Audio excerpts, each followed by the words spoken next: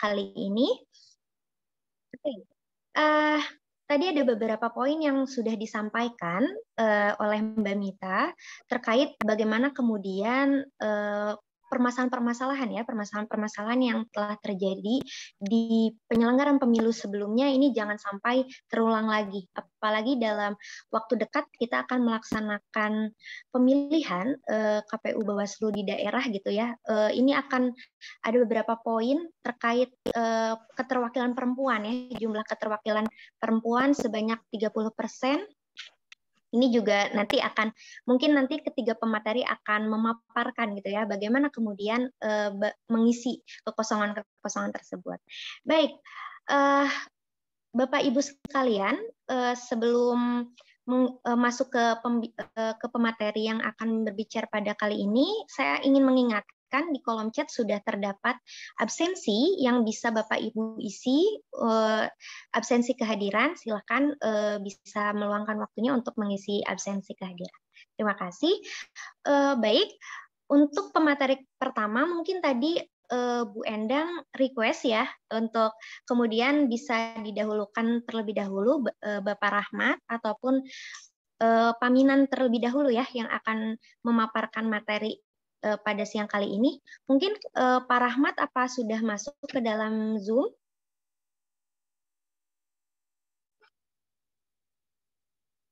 Belum ya? Sepertinya belum, Mbak Dila. Mungkin bisa ke Mas Minan dulu. Baik, karena berhubung Pak Rahmat belum masuk ke dalam Zoom, maka kita akan mulai dari Mas Minan terlebih dahulu. Oke, Mas Minan, apa sudah bisa diaktifkan? Iya, terima kasih. Oke, baik. Ya, bagaimana kabarnya Mas Minan? Alhamdulillah baik. Ya. Rada lemes. Iya, karena sedang puasa ya. Baik, Bapak Ibu sekalian, saya akan memaparkan sedikit ya tentang Mas Minan gitu ya, CV Mas Minan. Beliau merupakan akademisi di Fakultas Hukum Unusia yang merupakan konsultan juga gitu ya bagi beberapa lembaga penyelenggaraan pemilu. Kemudian juga saat ini Mas Minan menjadi senior program manager di IFES Regional Asia. Wah, luar biasa. Kemudian juga beliau lahir pada bulan April 1976. Wah, luar biasa sekali ya. Mungkin Mas Minan bisa nanti berbagai pengalamannya ya terkait bagaimana kemudian menjadi konsultan bagi penyelenggaraan pemilu. Karena kita pasti nanti dapat menginventaris ya terkait berbagai permasalahan pemilu di daerah itu seperti apa. Baik, mungkin langsung saja Mas Minan, mungkin sebelumnya akan menyampaikan lewat PPT atau iya, tidak? tapi sedikit aja sih. Oke, baik, silahkan. Waktu dan tempat saya persilakan. Terima kasih. Assalamualaikum warahmatullahi wabarakatuh. Selamat pagi, salam sejahtera untuk kita semua. Yang saya hormati Ibu Kornas, CPPR, Bu Mita, dan Bu Endang, ini yang sudah lama nggak ketemu, dan juga Mbak Dila ya, selaku moderator, dan juga Bapak Ibu-Ibu peserta diskusi yang saya hormati. Pertama saya mengucapkan terima kasih atas kesempatan yang diberikan untuk urun rembuk gitu ya, untuk memberikan masukan atau mungkin juga berbagi pengalaman terkait dengan afirmasi perempuan dalam proses seleksi penyelenggara pemilu. Bapak Ibu yang saya hormati, saya kira kita semua sudah sangat memahami bahwasannya afirmasi perempuan itu menjadi sangat diperlukan karena screen saya kelihatan ini ya. Karena faktanya hingga saat ini secara regulasi, secara peraturan perundang-undangan itu bangsa kita ini sudah menetapkan komitmen untuk mendorong keterwakilan perempuan minimal 30%. Itu tidak hanya di lembaga penyelenggara pemilu, tapi juga di lembaga perwakilan rakyat dan juga di lembaga-lembaga pemerintahan. Jadi komitmen ini merupakan komitmen yang sebenarnya sudah sangat jelas dan sudah sangat kuat karena itu diatur di dalam regulasi kita. Termasuk yang komitmen untuk memperhatikan keterwakilan perempuan 30% di dalam lembaga penyelenggara pemilu, KPU maupun Bawaslu dan jajarannya di bawah. Jadi sebenarnya kita tidak ada masalah di sini. Kalau kita menggunakan teorinya Friedman gitu ya, tentang bagaimana perubahan sosial itu dilakukan, itu ada 3 faktor yang harus diperhatikan, itu faktor aturan hukum, terus kemudian faktor struktur, kelembagaan, dan juga faktor kultur atau budaya. Itu kalau kita lihat faktor aturan hukum atau legal framework itu sebenarnya di kita sudah nggak ada masalah. Jadi undang-undang sudah menjamin. Mulai dari konstitusi, mulai dari undang-undang dasar itu sudah dijamin kesetaraan hak politik bagi seluruh warga negara, tidak peduli jenis kelamin, suku, agama, dan sebagainya. Jadi konstitusi kita sudah mengakui kesetaraan itu, terus kemudian di beberapa undang-undang, itu kesetaraan itu ditambah dengan cara membuat kebijakan afirmasi bagi perempuan. Nah, jadi itu sudah clear. Tetapi ternyata problemnya itu ada di yang kedua, jadi di struktur politiknya. Jadi kalau di aturannya sudah jelas, tapi di struktur politiknya itu kenyataannya itu sampai hari ini itu hanya 20% perempuan yang duduk di lembaga legislatif. Ya. Jadi kalau secara internasional itu Indonesia berada di peringkat 108 dari 187 negara di dunia dalam konteks keterwakilan perempuan di dalam lembaga parlemen. Ya. Jadi sebenarnya masih jauh dari yang dicita-citakan atau masih jauh dari yang dimandatkan di dalam peraturan perundang-undangan. Nah, ini saya kira Bapak Ibu-ibu semuanya sudah mengetahui fakta ini ya. Jadi saya tidak perlu mengeksplorasi lebih lanjut. Nah, yang berikutnya saya ingin lebih menekankan pada persoalan kenapa ini bisa muncul dan apa kendala dan tantangannya ke depan. Jadi kalau menurut saya yang pertama itu yang perlu kita pertimbangkan adalah apakah kita perlu memperkuat aturan hukum kita, strengthening the regulation. Jadi regulasi kita itu meskipun sebenarnya sudah sangat bagus ya, sangat mendorong afirmasi perempuan, tetapi bahasanya terkadang masih ambigu, masih bahasanya itu masih malu-malu itu ya. Jadi istilahnya itu memperhatikan keterwakilan perempuan. Jadi belum terlalu kuat untuk mewajibkan afirmasi itu tadi. Misalnya tidak menggunakan frasa mewajibkan 30% keterwakilan perempuan, tapi lebih banyak bermain dengan kata-kata memperhatikan. Memang ini selalu menjadi perdebatan. Kalau diwajibkan, bagaimana kalau suplainya nggak ada? Jadi calon perempuannya ini nggak ada. Bagaimana demand itu mau ditetapkan kalau suplainya nggak ada, kan perdebatannya selalu kayak gitu. Tetapi kalau kita gunakan perspektif lain, kadang-kadang supply itu bisa muncul ketika demand-nya itu muncul gitu ya. Kalau demand-nya ada, kalau tidak ada demand, supply-nya itu ya tidak akan muncul gitu. Kalau nggak ada permintaan, persediaan nggak akan ada. Nah itu. Jadi kalau saya menggunakan logika itu sebenarnya mungkin kita bisa mendorong JPPR termasuk gitu ya, bisa mendorong peningkatan kualitas regulasi dengan mengarahkan agar frasa frasa tentang afirmasi ini menggunakan frasa mewajibkan daripada memperhatikan gitu. Gitu. Jadi keyakinan saya kalau itu sudah diwajibkan, pasti suplainya nanti akan muncul gitu ya. Suplainya itu akan muncul, karena itu akan menjadi modal bagi para aktivis perempuan para aktivis lembaga-lembaga dan organisasi masyarakatan yang concern di isu perempuan untuk melakukan kaderisasi. Nah, jadi yang pertama menurut saya bagian dari tantangannya adalah bagaimana memperkuat regulasi. Terus yang kedua, ini adalah kendala di level komitmen politik dari pimpinan lembaga. Jadi meskipun dari regulasinya sudah jelas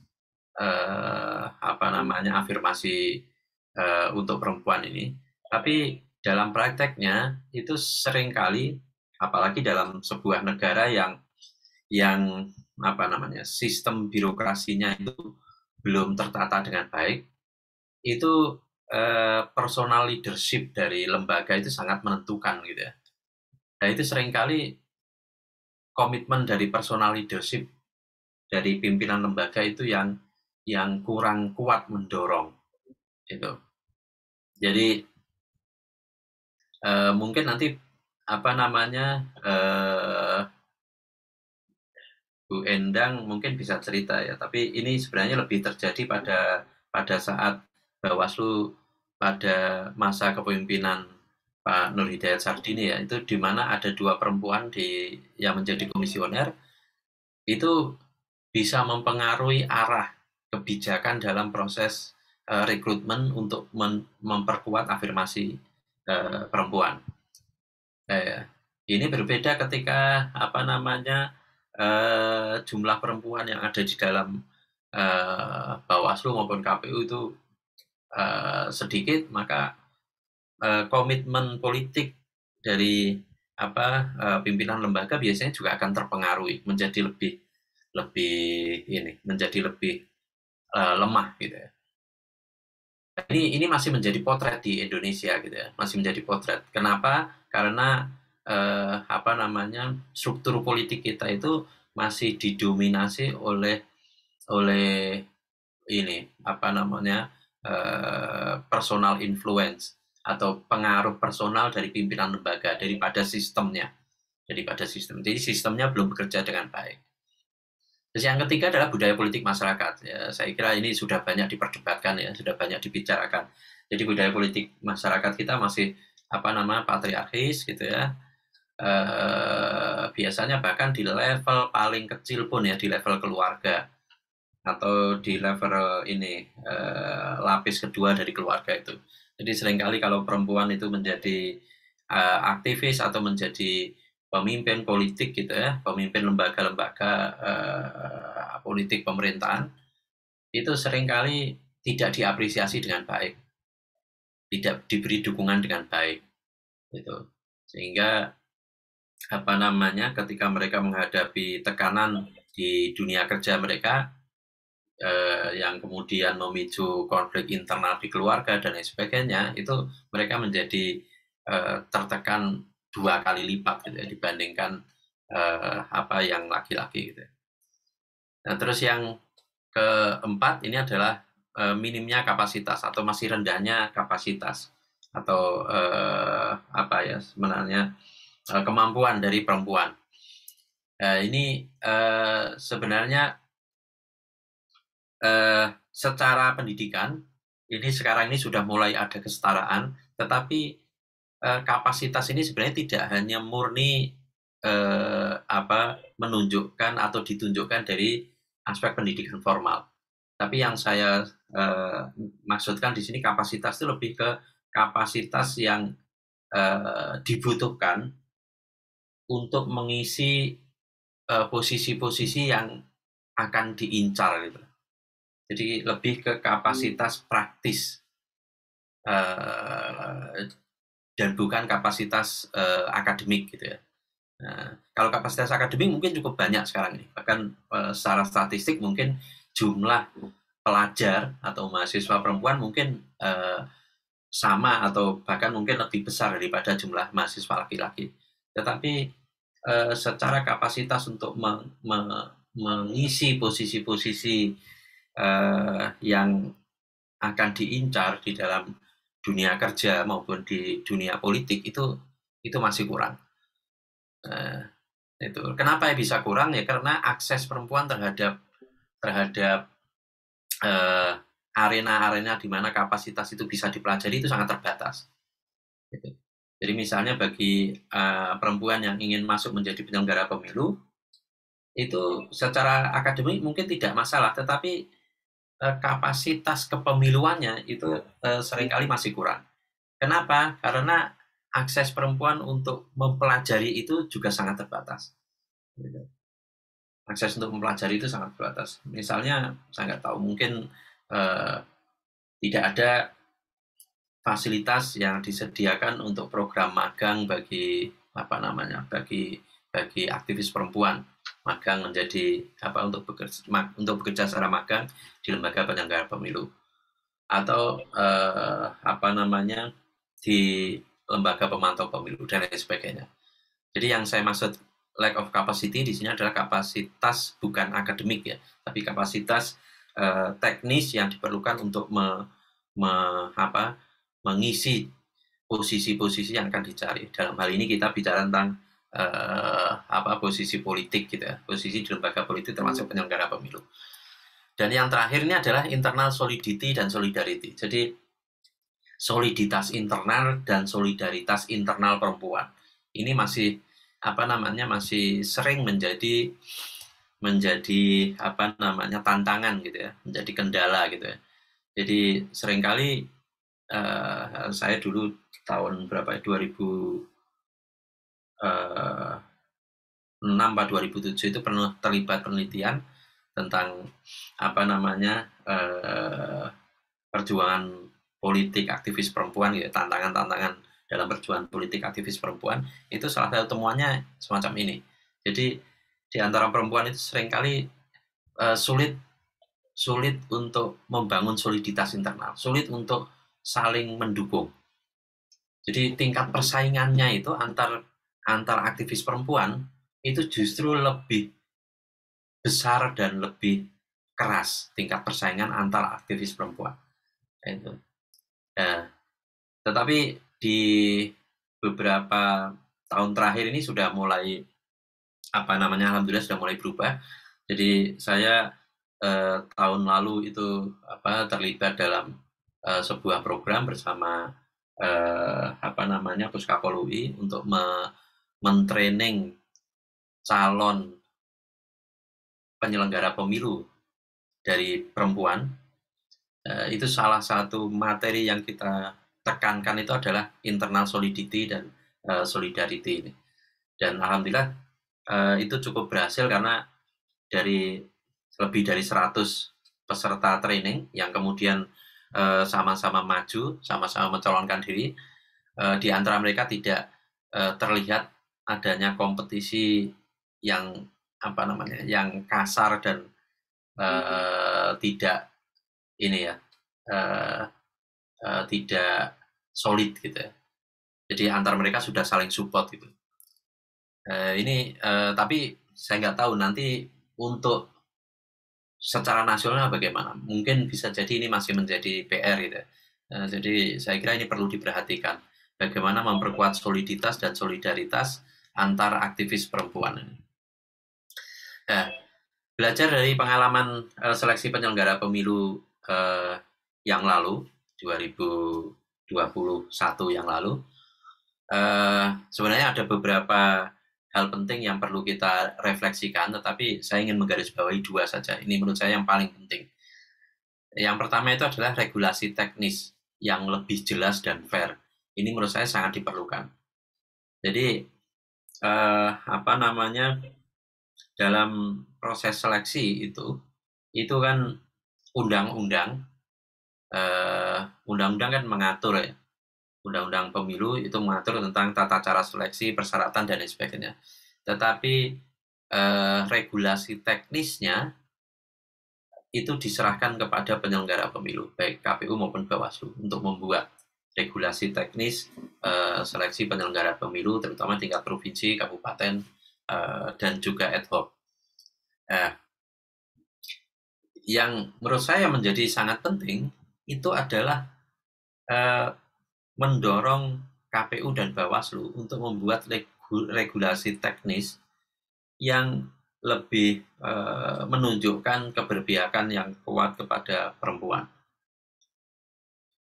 Ini karena kalau tidak, maka pengalaman rekrutmen atau seleksi penyelenggara pemilu di tingkat pusat yang sekarang ini itu akan terjadi lagi. Jadi KPU dengan 7 orang anggota hanya ada 1 perempuan, Bawaslu dengan 5 orang anggota hanya ada 1 perempuan. Gitu. Kenapa itu bisa terjadi? Karena regulasi teknisnya itu kurang jelas menurut saya, kurang jelas menerjemahkan komitmen afirmasi perempuan. Gitu. Jadi bayangan saya kalau seharusnya di tingkat pusat kemarin itu apa namanya entah pemerintah atau pemerintah bersama DPR bikin komitmen apa namanya komitmen regulasi yang menjadi acuan bagi tim sel dan juga menjadi acuan bagi Komisi 2 gitu ya untuk memilih ketika memilih dari calon itu untuk memastikan 30%-nya itu perempuan. Tapi itu tidak terjadi sehingga dari 7 anggota KPU hanya 1 yang perempuan dan dari 5 anggota KPU hanya Bawaslu hanya 1 yang perempuan. Nah, ini menurut saya akan terulang kembali di dalam seleksi KPU dan Bawaslu provinsi, kabupaten, kota setelah jika regulasi teknisnya tidak didorong untuk lebih jelas dan tegas mengatur tentang prosentase perempuan menjadi penyelenggara pemilu. Menurut saya ini penting untuk dan lebih penting lagi yang saya dengar itu lembaga penyelenggara pemilu itu saat ini sedang memproses rencana revisi peraturan mereka terkait dengan rekrutmen penyelenggara pemilu tingkat provinsi sampai ad hoc. Nah, jadi kalau yang jelas yang saya tahu itu di Bawaslu yaitu sebelum detik-detik terakhir sebelum pelantikan itu sudah disiapkan, sudah dilakukan beberapa kali rapat untuk pembahasan rencana perubahan Perbawaslu tentang seleksi penyelenggara pemilu. Kalau KPU saya kurang tahu. Tapi saya kira momentum revisi peraturan ini perlu dimanfaatkan oleh teman-teman pemantau untuk mendesak KPU dan Bawaslu agar mereka secara lebih jelas dan tegas mengatur tentang keterwakilan perempuan ini itu dalam proses seleksi. Itu yang pertama. Terus yang kedua, ini adalah transparansi proses. Jadi menurut saya berdasarkan pengalaman seleksi kemarin ya, KPU dan Bawaslu tahun 2021 itu ada satu pelajaran penting yang menunjukkan bahwa transparansi proses itu menjadi sangat penting. Semakin transparan prosesnya, maka semakin besar peluang perempuan untuk terpilih. Tapi sebaliknya, semakin tidak transparan, maka semakin besar peluang perempuan itu untuk tidak terpilih karena kalah dengan deal-deal politik itu. Nah, itu. Ini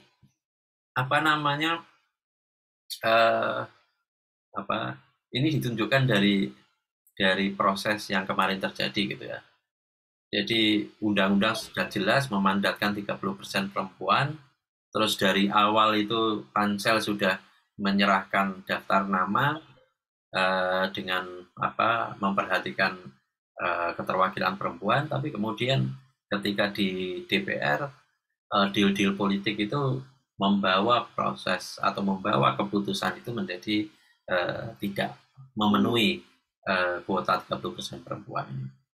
Dan proses itu berlangsung secara tidak transparan, tidak jelas alasan dan argumentasi yang dipergunakan oleh Komisi 2.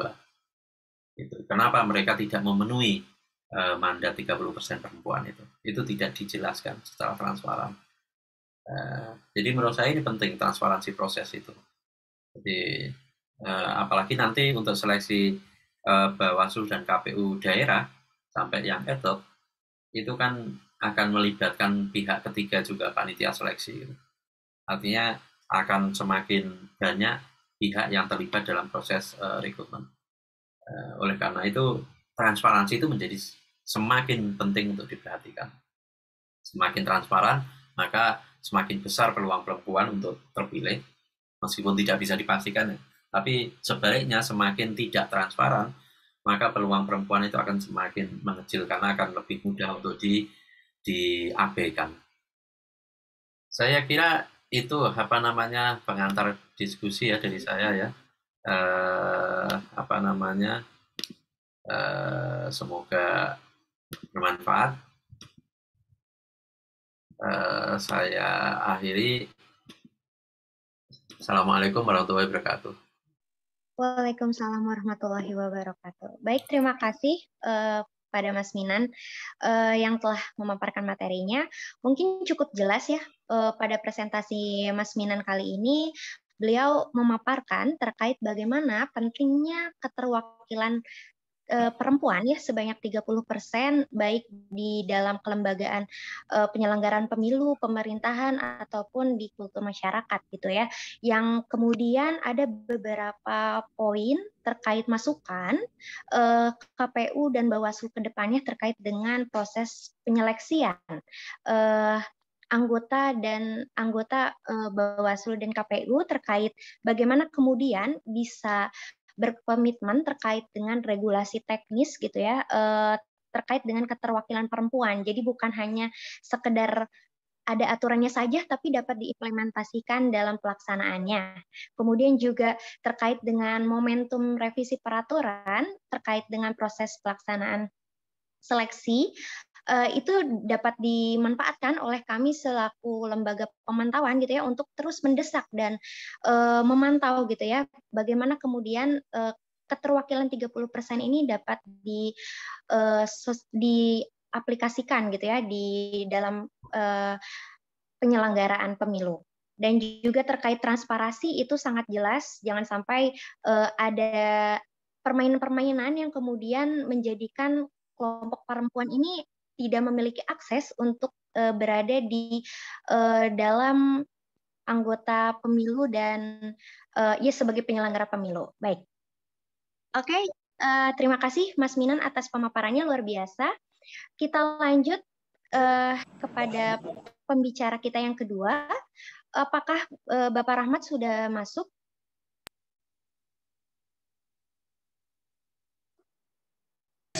Sepertinya ke Bu Endang dulu saja, Mbak Dila. Berarti kita lanjut ke Bu Endang ya, Mbak Mita.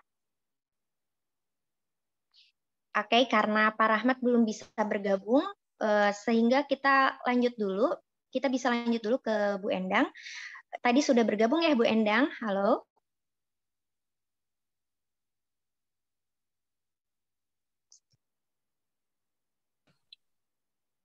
Halo, Bu Endang. Halo, Mbak. Oke, baik. Ya, halo, Mbak. Iya, baik Ibu. Karena ini berhubung Pak Rahmat belum bisa bergabung, jadi mungkin bisa dilanjut dulu oleh Bu Endang ya. Oke, baik. Ya, Mbak Dila ya. Sebelumnya Bu Endang ini merupakan komisioner Bawaslu RI Divisi SDM pada tahun 2012 sampai 2017, yang kemudian juga menjadi salah satu keterwakilan perempuan ya Bu ya. Baik. Kemudian yang kedua juga Bu Endang ini pernah menjadi Wakil Ketua KPID DIY pada tahun 2011 sampai 2014 gitu ya. Luar biasa sekali. Memang geraknya sudah aktif ya untuk dalam penyelenggaraan pemilu. Kemudian juga beliau lahir pada 8 Juni 1968. Baik, mungkin Bu Endang bisa bisa banyak ya bercerita soal bagaimana pengalaman Ibu dalam penyelenggaraan pemilu pada saat periode Ibu, kemudian juga nanti akan dapat ya diambil bagaimana refleksi proses penyelenggaraan pemilu daerah gitu ya, yang harapannya ini tidak terjadi gitu ya kesalahan-kesalahan di periode lalu untuk 2024 mendatang. Baik, Ibu Endang, mungkin sebelumnya akan menampilkan PPT.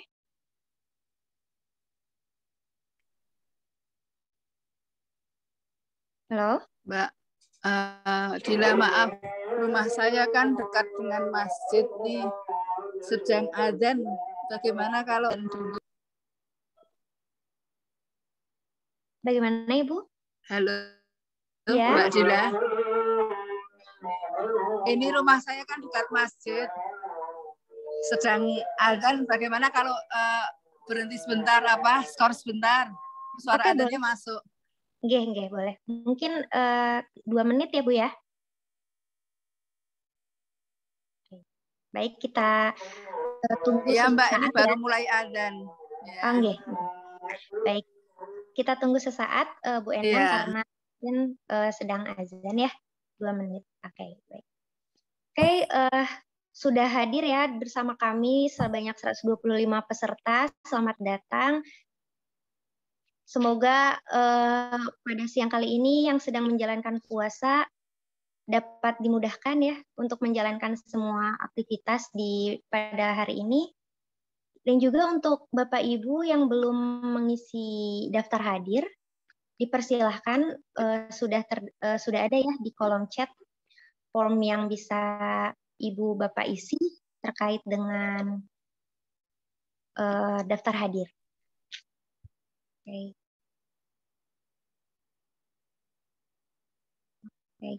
Oke, Mbak Dila, ini ada sertifikatnya tidak ya? Untuk sertifikat kita tidak menyediakan ya. Oke, kita juga mengucapkan terima kasih kepada tim CM Manajemen yang telah mendukung kami gitu ya dalam pelaksanaan diskusi daring pada kali ini sehingga bisa berjalan lancar gitu ya. Terima kasih banyak. Dan juga kepada para hadirin yang telah hadir, terima kasih banyak. Oke, mungkin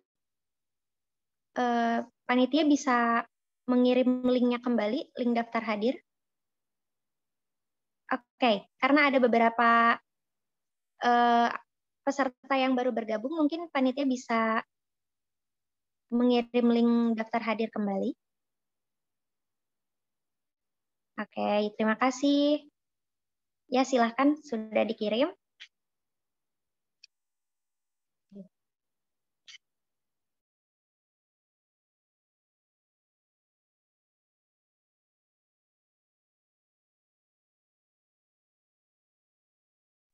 Baik, Bapak Ibu sekalian, sambil menunggu jikalau ada yang mau memberikan pertanyaan atau sharing terkait bagaimana pelaksanaan penyelenggaraan pemilu di daerah gitu ya, apalagi berkaitan dengan proses seleksi, boleh bercerita di kolom chat gitu ya, nanti biar sambil dilanjut diskusi dan juga tanya jawab sambil menunggu Ibu Endang.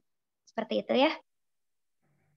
Oke, mungkin ini ada Mas Riki, bisa dilanjut dulu di kolom chat ya Mas ya. Kalau misal nanti pengen bertanya, nanti di sesi tanya jawab. Oke. Karena sepertinya akan banyak sekali ya cerita-cerita pengalaman. Ya, nggih. Ya, Mbak Mita. Sudah selesai adzannya. Oh, Bu Endang. Iya, siap. Oke, Mas Riki mungkin bisa dipending dulu ya. Kita lanjut dulu ke pemaparan Bu Endang karena alhamdulillah sudah selesai kumandang azannya. Baik, waktu dan tempat saya persilahkan ya Bu Endang. Iya. Assalamualaikum warahmatullahi wabarakatuh. Selamat siang, salam sejahtera bagi kita semua. Sebelumnya mohon maaf ini ke panitia. Ini saya tidak bisa videonya kok nggak bisa muncul ya. Ini saya sudah otak-atik tadi kok belum berhasil ya. Ini mohon maaf sebelumnya.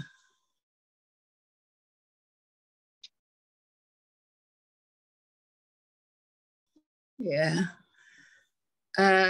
Pak, foto saya ya, saya udah ini yang saya hormati Pak Komisioner Bawaslu ya, Pak Ketua Bawaslu yang baru, Pak Rahmat Bagja, kemudian juga yang saya hormati ini Mbak Kornas ya, saya panggilnya Mbak Mita, kemudian juga Mas Minan, ini sudah lama tidak bertemu Mas Minan, kangen saya ngangsu ilmu dengan Mas Minan. Juga Bapak Ibu dan teman-teman peserta Zoom meeting kali ini. Terima kasih saya diberi kesempatan oleh JPPR untuk bisa berbagi cerita. Ya, berbagi cerita, baik waktu itu sebagai bagian dari yang ambil keputusan pada saat seleksi Bawaslu Provinsi, dan juga sebagai bagian yang pernah menjadi tim seleksi di provinsi waktu itu adalah ya, undang penyelenggara pemilu yang baru. Bapak Ibu sekalian, tadi kalau Mas Minan sudah menitik beratkan pada perlunya keterwakilan perempuan, ya, jangan lupa bahwa untuk keterwakilan perempuan ini dimulai dari keterwakilan perempuan yang ada di Timsel. Ya, jadi tidak bisa dipisahkan, tidak bisa dilepaskan. Bahwa untuk Timsel sendiri itu pun harus ada keterwakilan perempuannya. Bagaimana bisa memilih ya yang perempuan jika dari Timsel itu tidak ada keterwakilan perempuannya.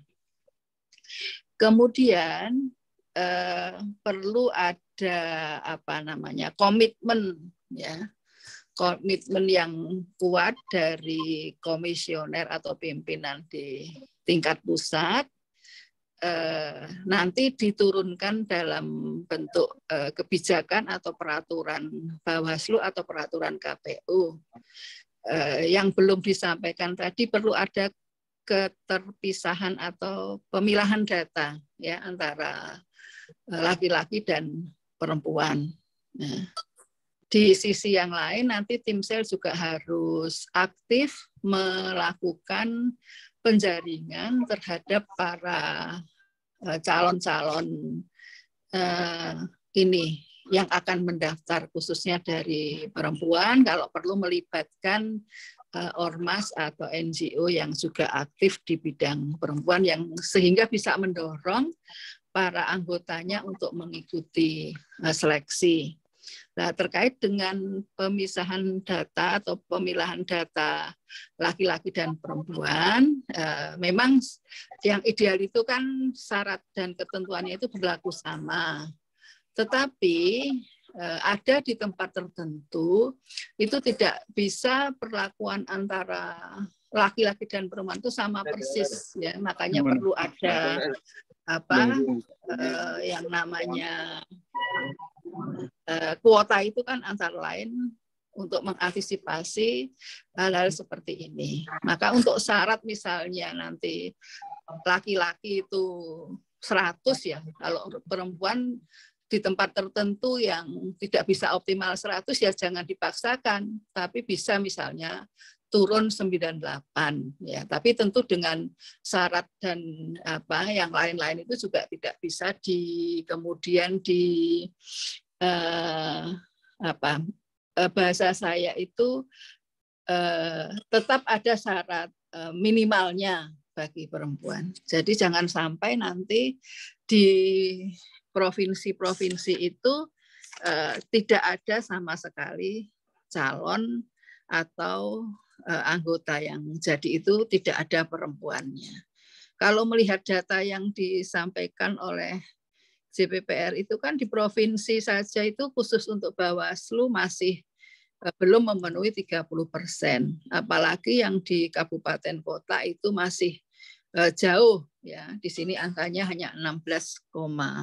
5%. Nah, ini harus menjadi concern bersama ya, agar betul-betul diperhatikan ya. Terkait dengan apa anekdot ya, saya katakan anekdot ya, itu memang sejak dulu kala ya, kalau bahasa saya itu katanya kalau ada 2 perempuan itu malah potensi masalah ya, karena 2 perempuannya itu, maaf ini kata-kata saya apa adanya, itu kurang akur ya, atau tidak akur lah. Tentu hal seperti ini kalau sudah di zaman ini, di tahun sekarang, mestinya sudah tidak digunakan lagi anekdot seperti itu. Dan tentunya juga kaum perempuan itu kan mestinya juga harus saling support ya, sesama perempuan, sehingga bisa saling menguatkan dan bisa tercapai kuota 30%.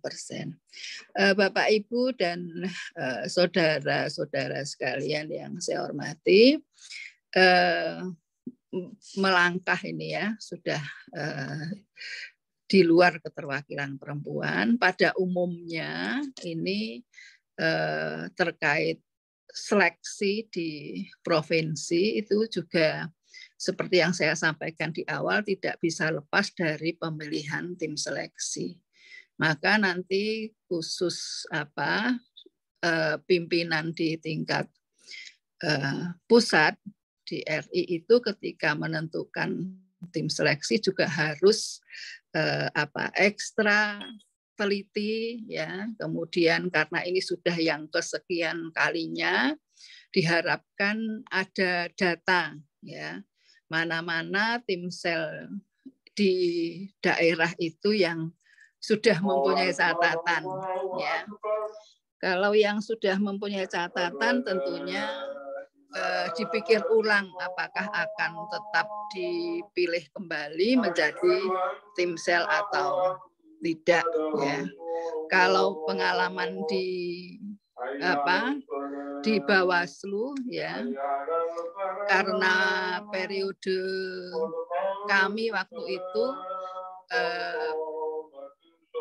terkait pemilihan tim sel dan juga prosesnya kan relatif ataupun tidak ada aduan ke DKPP waktu itu. Ya walaupun tetap harus ada evaluasi. Tetapi untuk periode yang lalu ini maaf ya, saya di daerah juga memperhatikan banyak sekali aduan ke DKPP yang itu mestinya menjadi catatan ya. Apa saja yang diadukan itu kan juga menjadi evaluasi apakah tim sel yang kemarin itu masih bisa digunakan lagi atau tidak, dengan memperhatikan persyaratan yang dibuat diatur di dalam undang-undang. Kemudian yang juga punten ya, maaf sekali karena kemarin itu kan di RI itu kan dipetakan oleh para apakah para media, apakah para pemerhati ya, penggiat dan lain sebagainya, itu kan ada unsur-unsur atau wakil dari ormas ya tertentu yang dilekatkan pada mereka yang terpilih. Nah, harapannya ke depan ini untuk yang di daerah mestinya tidak atau jangan sampai juga seperti itu kalau menurut saya ya. Hendaknya dihindari pengatasnamaan kelompok ormas tertentu. Diharapkan nanti semua proses itu mengalir sesuai dengan prinsip kemandirian, transparansi, dan juga akuntabilitas. Diharapkan dengan demikian itu bisa dijaring banyak calon dari berbagai unsur ya, karena kalau sudah membatasi diri pada ormas tertentu itu nanti kurang bijaksana dan hasilnya juga kurang optimal, itu menurut saya. Jadi harus dibuka ruang seluas-luasnya bagi para calon peserta seleksi ini, sehingga diharapkan nanti hasilnya juga bisa terpilih mereka yang betul-betul mumpuni dan digarisbawahi yang mempunyai integritas yang tinggi. Ya. Kemudian Bapak Ibu sekalian, ada beberapa catatan juga ya secara teknis ya. Secara teknis itu untuk keterwakilan Timsel yaitu nanti karena ada unsur akademisi, kemudian juga ada unsur masyarakat ya, tokoh masyarakat, kemudian juga ada unsur dari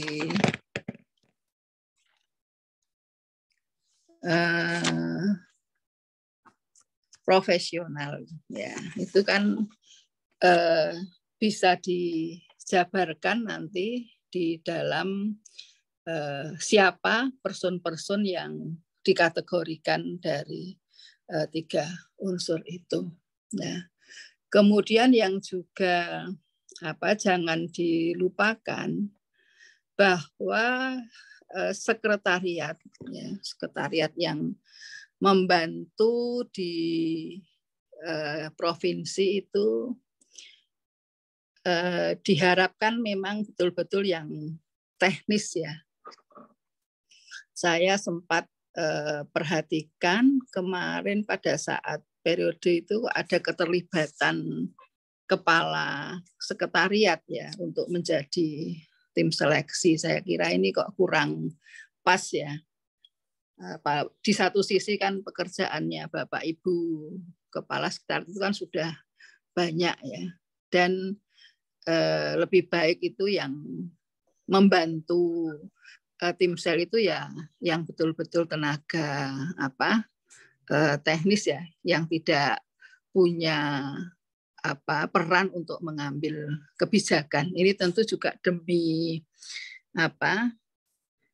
demi proses yang berlangsung dengan independen ya, kan ini mengurangi keterlibatan campur tangan dari mereka-mereka yang kurang perlu menurut saya ya, mengurangi supaya yang dihasilkan juga betul-betul memang yang diharapkan.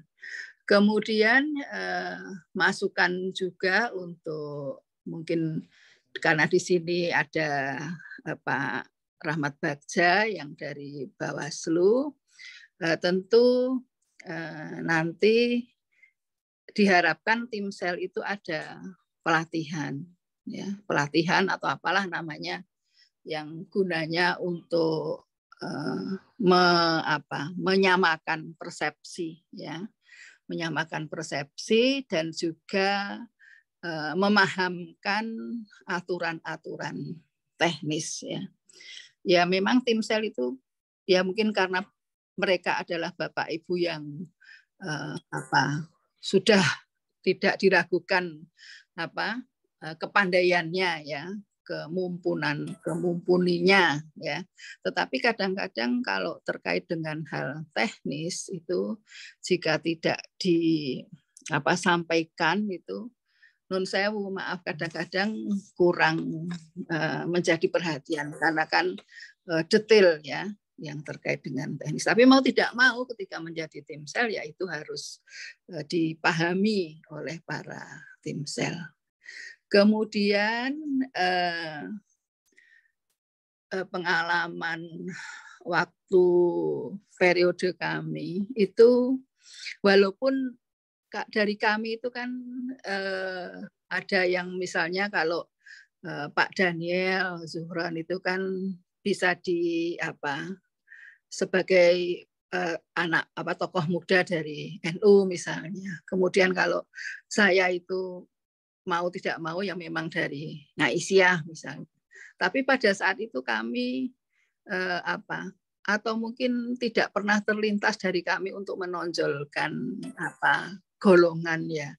Sehingga ketika proses pleno untuk penentuan itu dari kami betul-betul mengutamakan kemampuan ya, tidak terus semata-mata oh ini dari NU misalnya, ini dari Muhammadiyah, ini dari GMNI atau dari mana itu. Alhamdulillah waktu itu sama sekali tidak kami memunculkan golongan atau itu. Jadi betul-betul waktu itu kami mengutamakan syarat dan ketentuan yang diberlakukan dan juga kemampuan dari para calon. Dan itu kami masing-masing diberi kesempatan untuk memberi penilaian, baru kemudian kami lakukan ranking. Nah ini yang mungkin perlu diketahui ya. Ya saya maaf bukan maksud menggurui ya. Jadi jangan sampai ketika proses pemilihan itu mengedepankan dari asal golongan atau ormas sehingga menutup potensi kemampuan dari orang-orang yang tidak berasal dari ormas atau golongan tertentu. Nah itu betul-betul ini saya mengingatkan ya, saling mengingatkan karena di pemilu 2024 besok itu kan lebih berat dan semuanya lebih beratnya itu ya, baik dari penyelenggaraannya maupun juga dari penyelenggaranya. Apalagi pengalaman pemilu terakhir banyak yang penyelenggara pemilu yang meninggal karena berbagai faktor ya. Jadi harap betul-betul dipertimbangkan. Dan juga kalau dari sisi anggaran itu tolong diperhatikan terkait dengan melakukan sosialisasi di media. Ya, ini dari memang sulit ya untuk menganggarkan bisa dengan bukan banyak tapi cukup bahasa saya ya. Karena untuk ke media itu kita ketahui bersama kan tidak murah untuk mensosialisasikan dan bisa menjangkau ke seluruh pelosok ya, terutama di daerah-daerah yang masih memerlukan jangkauan informasi yang luas. Selama ini bisa meng-hire itu di media itu karena ada keterdekatan antara Timsel dan medianya. Ya, kalau mau sesuai dengan tarif resmi itu anggaran yang ada tidak bisa digunakan ya untuk melakukan sosialisasi sesuai dengan aturan atau tata tertib atau apa yang dibuat oleh Bawaslu kala itu. Jadi ya mohon ada perhatian supaya sosialisasi apakah terkait dengan nanti dimulainya pendaftaran atau kemudian dalam hal mengumumkan itu bisa betul-betul terjangkau oleh masyarakat luas ya. Kemudian apakah juga ini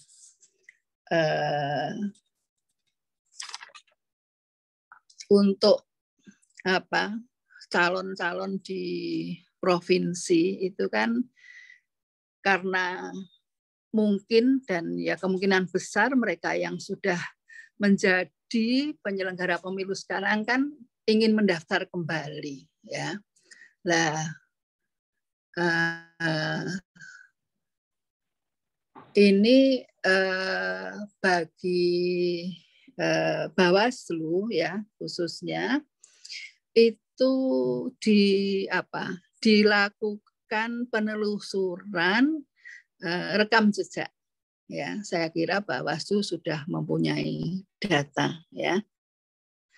Selain nanti juga bisa minta ke data ke DKPP, juga tentunya sudah mempunyai data di internal Bawaslu mana-mana mereka yang waktu itu bekerja tapi tidak optimal. Nah, untuk mereka yang sudah mendapat peringatan dari DKP pun juga harus dilakukan penelitian, ya, tidak bisa disamaratakan. Saya pernah menerima curhat mungkin ya dari beberapa teman di provinsi yang lain, itu ada yang tidak mau menelusuri ketika namanya atau calon itu sudah pernah kena sanksi DKPP. Mestinya kan ditelusuri seberapa besar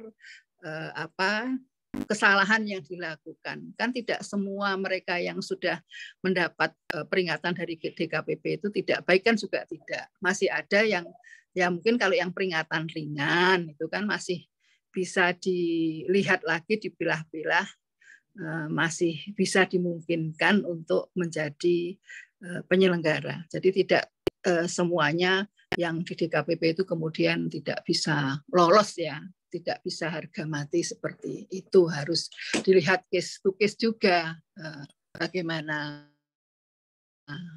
mereka bisa di DKPP-kan.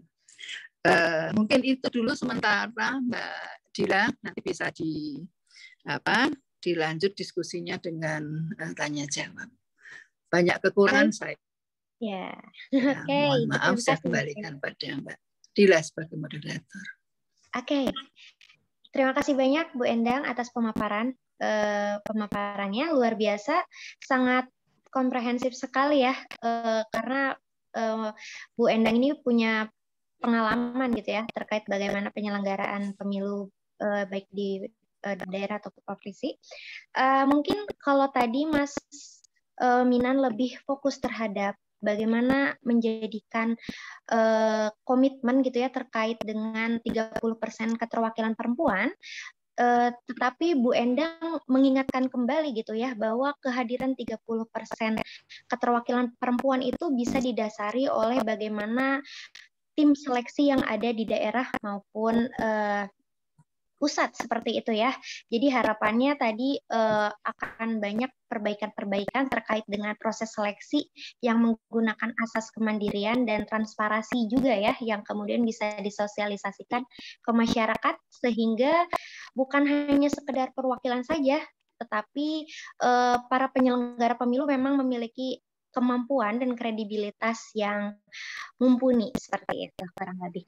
Baik, kita lanjut kepada pembicara kita yang ketiga, yakni Bapak Rahmat Bagja selaku Ketua Bawaslu Republik Indonesia periode 2022-2027 yang baru saja dilantik. Beliau merupakan Komisioner Bawaslu RI pada Koordif ya, penanganan sengketa pemilu pada tahun 2017 dan 2002 sampai 2022, yang kemudian lahir di Kota Medan pada tanggal 10 Februari 1980. Baik, Pak Rahmat Bagja, apa sudah bisa dimulai? Oke, sudah bergabung ya Pak Rahmat? Ya, Mbak. Ya, baik. Mungkin langsung saja Bapak, kalau bisa mau, ya bagaimana?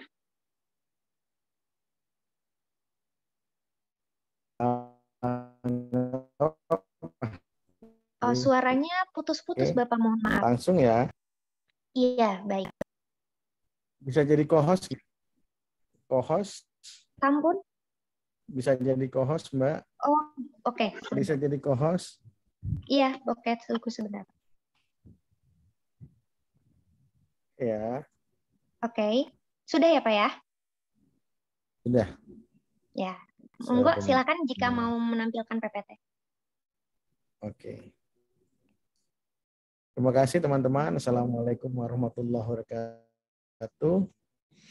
Alhamdulillahirabbil alamin, wassalatu wassalamu ala asrofil anbiya'i wal mursalin wa ala alihi washabihi ajmain. Allahumma shalli ala sayyidina Muhammad. Terima kasih atas undangannya teman-teman JPN SOTK. Jadi harus hadir dulu dan juga ada beberapa hal yang perlu diselesaikan. Yang terhormat Koordinator Nasional JPPR dan juga tadi ada senior Bu Endang, salam hormat, dan juga Mas Salam. Iya Bu Endang, sudah lama ini kita nggak ketemu. Belum ke Jogja lagi nih Bu Endang. Ya, selamat ya Pak Bagja. Ya, tadi saya mengikuti arahannya Bu Endang. Jadi beberapa hal yang memang jadi persoalan kita pada saat seleksi. Mungkin bebannya 2017 kalau 2017-2022 adalah pada periode 2017 dan 2022 lah kemudian ada seleksi Bawaslu Kabupaten Kota secara nasional ya, dan dalam satu waktu 514 kabupaten kota yang dilaksanakan dalam satu waktu. Sehingga inilah yang kadang-kadang dalam beberapa proses administrasinya bermasalah memang Bu Endang. Jadi itu harus kita jawab dulu ini. Kenapa? Karena memang pada saat itu pengalaman kita, bukan hanya pengalaman komisioner, juga pengalaman staf yang membantu itu tidak mempunyai kapasitas yang mumpuni ya pada saat itu, sehingga kemudian harus dalam beberapa hal ada yang bermasalah administrasi. Tapi alhamdulillah itu hanya sekian persen, mungkin hanya 2-5%, tidak sampai seluruhnya. Akan tetapi di bawah provinsi hal itu bisa dilalui.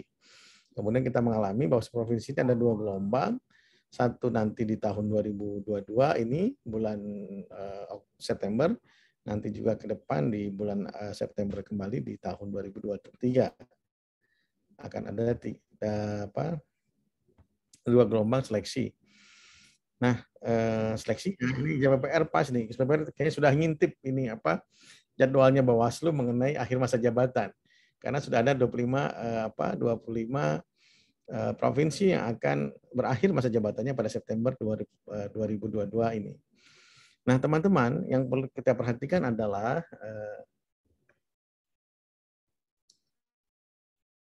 dalam seleksi itu adalah aspek normatif dan aspek kompetensi dan integritas.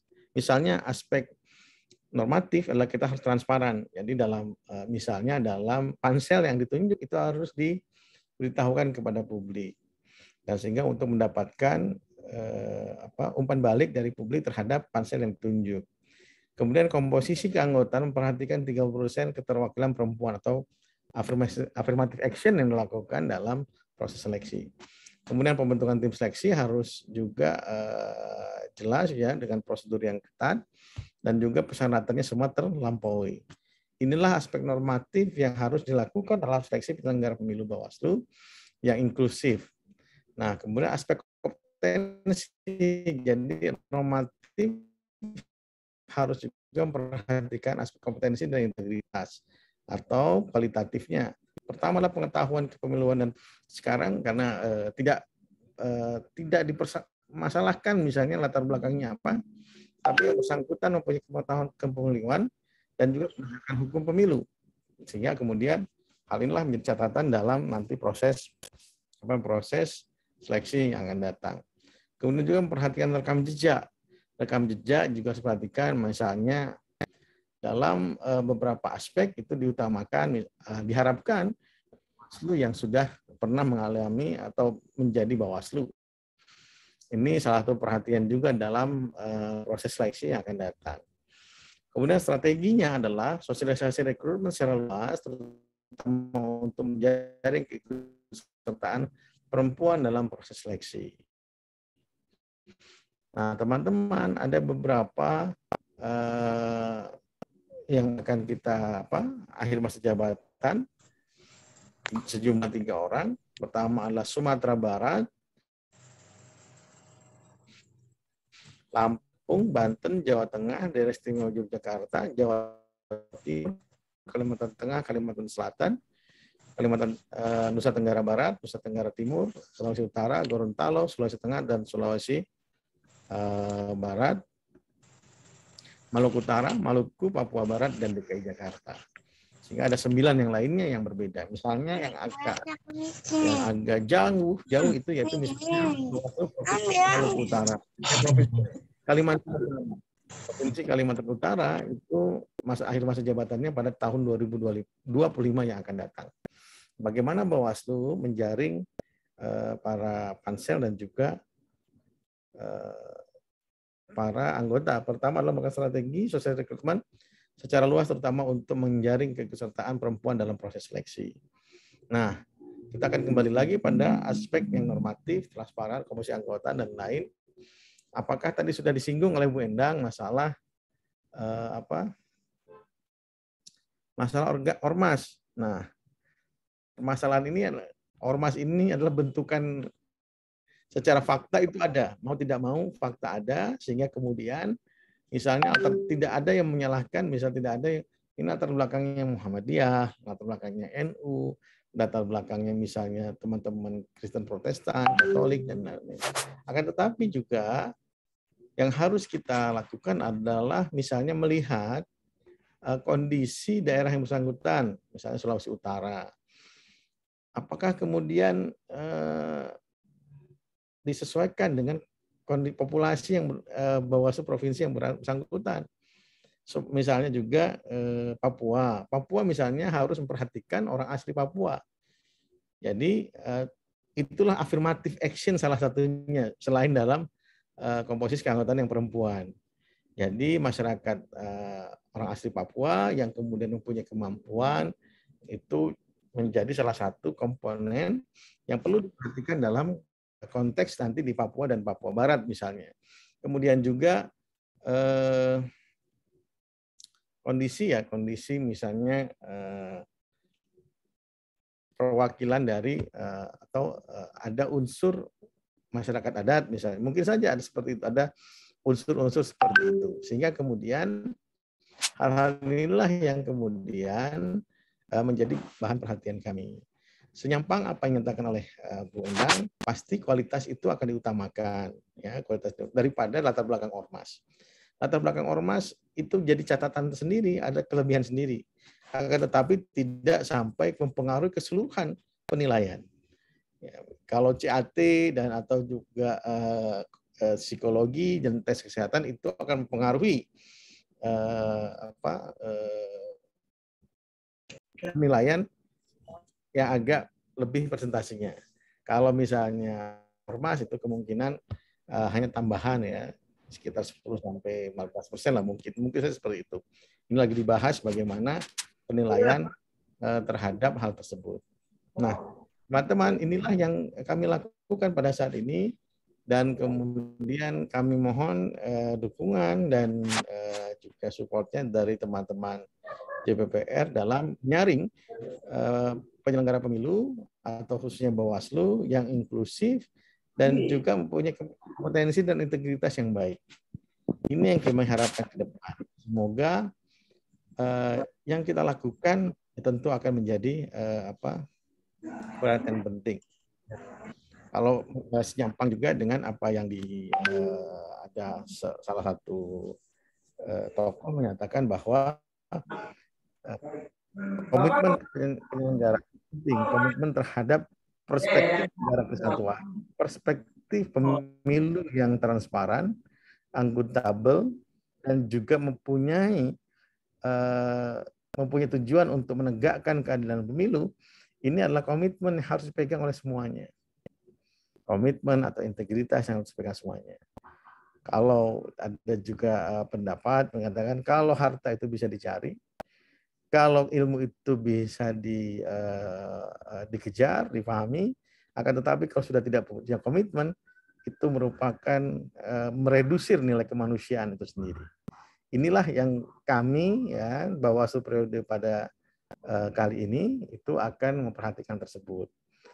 Dan juga semua proses yang dilakukan itu akan menjadi bahan ya dalam rapat pleno kami. Karena ke depan Bu Endang prinsip kolektif kolegial ya itu akan lebih kami tekankan pada periode kali ini. Sehingga kemudian tidak ada yang harus A, harus B, akan tapi semua harus dalam pembahasan di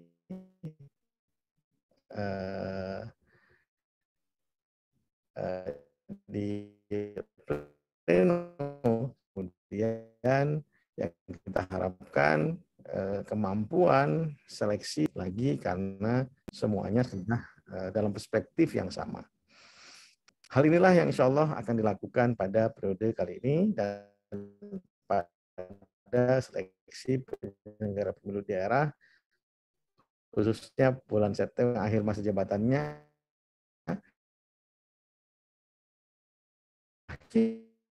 pada bulan September tahun 2000. Teman-teman mendukung kritik kami jika ada proses-proses yang tidak transparan. Kami sangat terbuka dengan kritik oleh teman-teman pemantau, sehingga kemudian ini menjadi bahan kami untuk memperbaiki diri. Sekali lagi terima kasih. Mohon maaf jika ada kata-kata yang salah semua dalam membuat proses demokrasi di Indonesia, khususnya seleksi penyelenggara demokrasi itu lebih baik lagi ke depan. Sekali lagi mohon maaf. Billahi fisabil haq fastabiqul khairat wallahu muwaffiq ila aqwamit thoriq. Wabillahi taufiq wal hidayah. Wassalamualaikum warahmatullahi wabarakatuh. Selamat siang, salam sejahtera. Waalaikumsalam warahmatullahi wabarakatuh. Terima kasih Pak Rahmat Bagja atas pemaparannya. Mungkin tadi sedikit putus-putus ya Bapak ya suaranya. Mungkin sedang ini juga kritik buat Bawaslu supaya internetnya harus stabil ini. Iya betul. Betul. Oke. Baik, tadi Pak Rahmat sudah memaparkan terkait bagaimana ke depannya Bawaslu akan menyelenggarakan sosialisasi rekrutmen ya secara luas kepada masyarakat terkait penjaringan penyelenggara pemilu khususnya bagi kelompok perempuan ya sebagai pelaksanaan afirmasi action. Nah, mungkin kita bisa terus ya memantau gitu ya bagaimana kemudian kinerja Bawaslu dapat terlaksana dengan baik karena mau tidak mau pelaksanaan penyelenggaraan pemilu harus tetap kita pantau bersama seperti itu ya supaya penyelenggaraan dapat dilaksanakan secara transparan, akuntabel untuk menegakkan keadilan penyelenggaraan pemilu tersebut. Oke, terima kasih kepada 3 pemateri yang telah memaparkan materinya cukup banyak ya tadi ilmu yang sudah kita dapatkan. Kita lanjut kepada sesi tanya jawab. Kita buka satu term pertanyaan karena sebentar lagi akan menuju pukul 1 ya. Baik, sudah ada 2 penanya. Ya, pertama itu Mas Riki Febriansah, yang kedua Mbak Triati ya. Baik. Oke, mungkin bisa dimulai dari Mas Riki. Mungkin nanti pertanyaannya langsung pada intinya. Kemudian silakan bisa langsung di-unmute suaranya. Ya.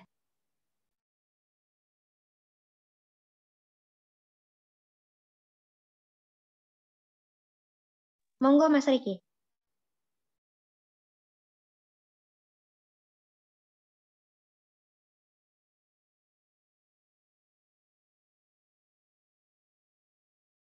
Oke, kalau tidak bisa di-unmute di kolom chat saja ya. Dia bisa di kolom chat bertanyanya. Kita lanjut dulu ke Mbak Triati mungkin ya sebelum Mas Riki mempersiapkan pertanyaannya. Baik. Silakan Mbak Triati bisa di-unmute.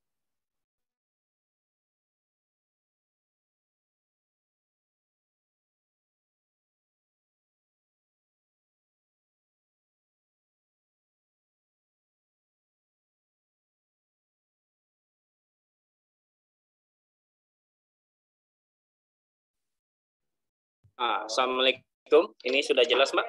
Sudah bisa? Ya, bismillahirrahmanirrahim. Assalamualaikum warahmatullahi wabarakatuh. Saya Riki Febriansah, Mbak, dari KPU Kabupaten Bangka Tengah, alumni MIP Tata Kelola Pemilu. Sebelumnya selamat untuk Pak Rahmat Bagja atas menjadi Ketua Bawaslu RI. Semoga sukses, sehat, senantiasa selalu. Terkait saya kemarin ada memberikan pemaparan materi di Konvensi Nasional Tata Kelola Pemilu terkait keterwakilan perempuan. Yang ingin saya tanyakan kepada semuanya, ke Pak Minan, di Ibu Endang, bagaimana ketika di daerah, kita kan di daerah itu mempunyai adanya badan ad hoc Tapi tidak semua badan ad hoc itu mau melanjutkan ke selanjutnya seperti PPK, PPS dan KPPS itu, karena tidak semua mau menjadi KPUD atau Bawaslu di daerah. Bagaimana untuk mendorong tersebut, terutama untuk keterwakilan perempuan tersebut. Dan juga saya masih bingung juga untuk seleksi anggota KPU ataupun Bawaslu ke depan. Pada periode 2022 ini seperti yang dibilang oleh Pak Rahmat Bagja itu jelas 2022 setelah berakhir Mas AMJ-nya. Bagaimana dengan 2023? Karena masih pada saat tahapan masih berlangsung. Apakah memang memungkinkan untuk dilaksanakan seleksi? Walaupun memang dilaksanakan seleksi, bagaimana strateginya untuk meminimalisir terjadinya gugatan apapun permasalahan yang terjadi? Mungkin itu saja. Wassalamualaikum warahmatullahi wabarakatuh. Baik, terima kasih Mas Riki. Singkat, padat, jelas ya terkait pertanyaannya.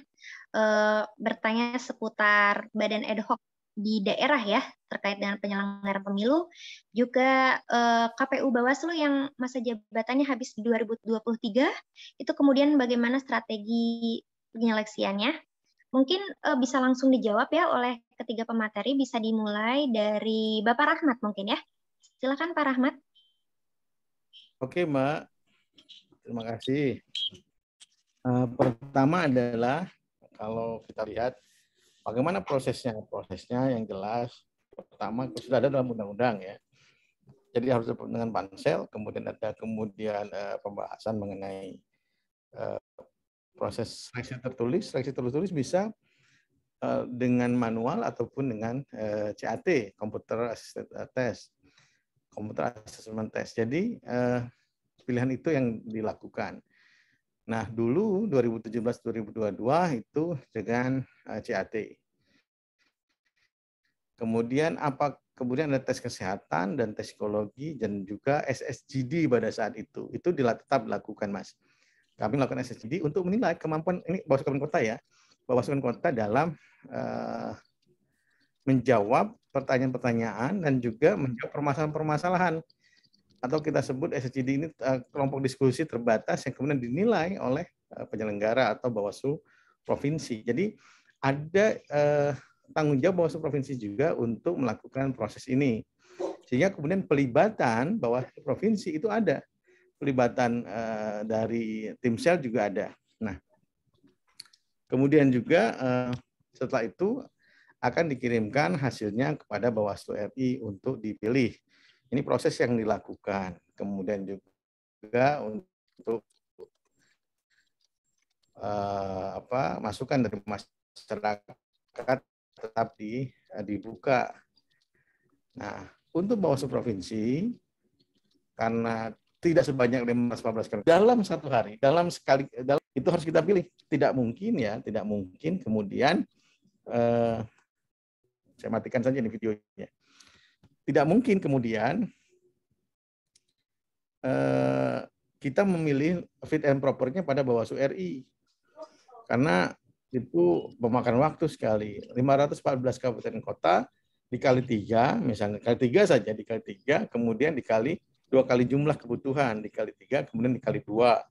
Berarti 514 dikali 3, 1.500-an, 1.500-an dikali 2 jadi 3.000. Dalam kesempatan itu, kadang saya lihat Bu Ati ini bukan hanya tidak face to face, hanya melihat biodatanya dan itu yang kami lakukan bersama. Berbeda dengan melakukan proses fit and proper wawancara di Bawaslu RI di Jakarta.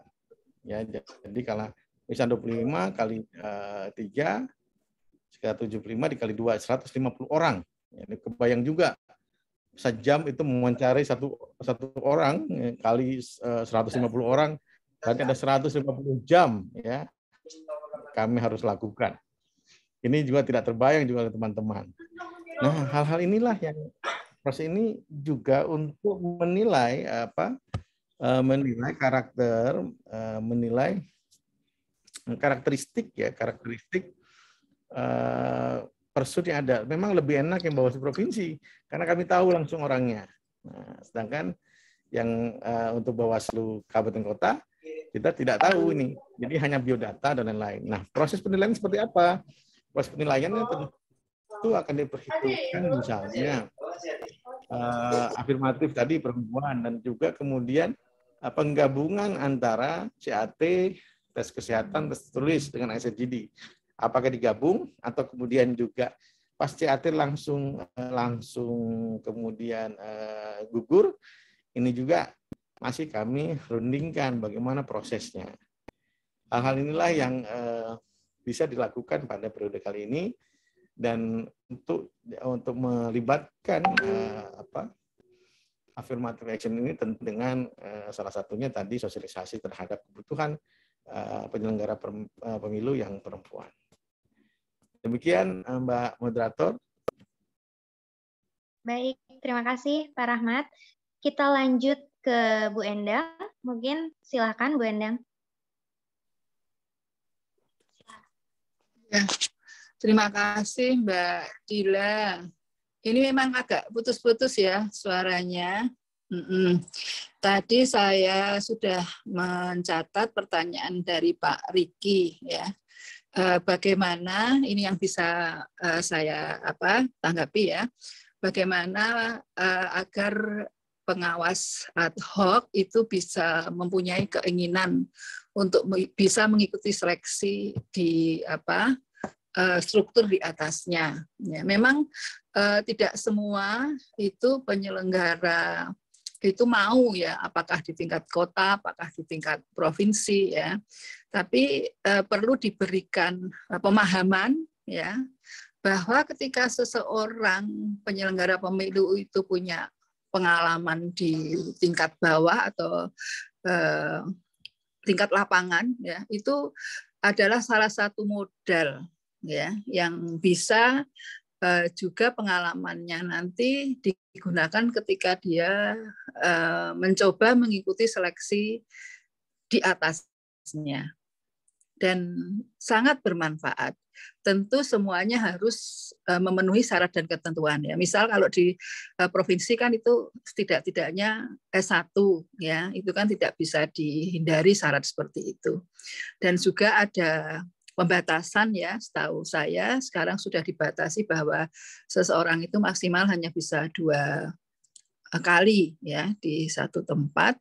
Itu tentu dengan maksud juga agar ada kesinambungan lah Pak Riki. Nanti di tempat Bapak bisa dilakukan ini pemahaman pada mereka yang sekarang mungkin di tingkat panwas, kecamatan ya misal, bahkan di tingkat paling bawah sekalipun tidak ada salahnya mencoba seleksi struktur di atasnya. Ya. Ini maaf ya izin, saya dulu kan juga berasal dari panwas tingkat kecamatan. Ya. Sebelumnya pernah di pemantau jangka panjang dan berawal dari pengawas pemilu di tingkat kecamatan dan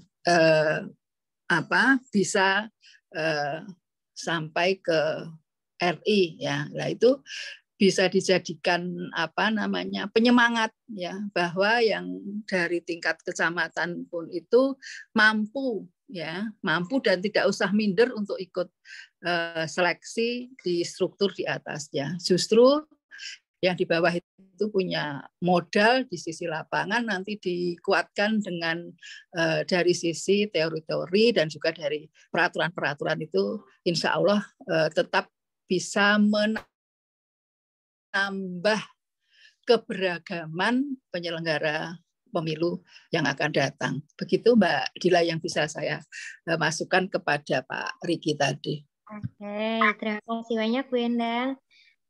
Baik, bisa dilanjut oleh Mas Minan ya. Silakan Mas Minan. Sorry, tadi pertanyaannya gimana ya? Saya kurang jelas ininya. Ya, terkait dengan penyelenggaraan pemilu ya di daerah, khususnya badan ad hoc, gitu ya. Bagaimana kemudian mendorong badan ad hoc untuk memberikan ini ya perwakilan-perwakilannya, dan juga KPU Bawaslu yang kemudian masa jabatannya di periode 2023 di masa periode akhirnya. Kemudian bagaimana strategi Bawaslu RI untuk melakukan seleksi gitu. Seperti itu kurang lebih. Silakan. Iya, terima kasih. Saya kira yang rekrutmen lembaga penyelenggara pemilu ad hoc ini memang memiliki tantangan yang jauh lebih besar ya daripada yang permanen, karena persoalan persyaratannya juga yang masih cukup berat. Mungkin kalau di wilayah Jawa atau di wilayah perkotaan mungkin tidak terlalu masalah, tapi di wilayah pedesaan itu akan menjadi tantangan yang berat. Yang kedua juga persoalan masih kurang seimbangnya antara beban kerja dengan atau tanggung jawab dengan reward yang bisa didapatkan. Dan yang ketiga juga beberapa persoalan kecil, beberapa persyaratan kecil tapi itu sangat problematik. Misalnya syarat untuk bekerja penuh waktu yang itu diterapkan juga di dalam undang-undang kepada calon penyelenggara pemilu yang ad hoc. Jadi persyaratan-persyaratan ini memang menjadi menjadi tantangan terberat bagi KPU maupun Bawaslu dalam proses rekrutmen penyelenggara pemilu ad hoc. Jadi banyak yang kurang rasional gitu ya. Jadi bagaimana untuk mendaftar sebagai penyelenggara pemilu ad hoc yang masa kerjanya misalnya pengawas TPS atau KPPS itu hanya 2-3 hari, tapi harus melepaskan diri dari pekerjaan tetap dan sebagainya. Terus syarat pendidikannya juga tinggi dan sebagainya. Sementara beban kerjanya juga sangat besar gitu ya.